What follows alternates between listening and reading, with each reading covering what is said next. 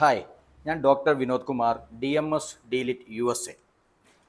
നിങ്ങൾക്കെല്ലാവർക്കും അറിയാം, MBBS എന്നത് ഒരു 100% ജോലി സാധ്യത അല്ലെങ്കിൽ ഒരു ബിസിനസ് സാധ്യതയുള്ള ഒരു കോഴ്സാണ് അല്ലേ.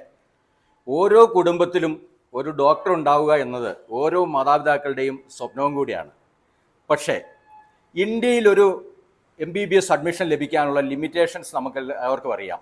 കഴിഞ്ഞ വർഷം തന്നെ 17 ലക്ഷത്തിലധികം കുട്ടികളാണ് അപ്ലൈ ചെയ്ത് 1 ലക്ഷത്തിലധികമുള്ള വേക്കൻസികൾക്ക്. അതുപോലെ വീണ്ടും റിപ്പീറ്റ് ചെയ്തുകൊണ്ട് അവരുടെ ഫ്യൂച്ചർ വീണ്ടും കളഞ്ഞുകൊണ്ടിരിക്കുകയാണ്.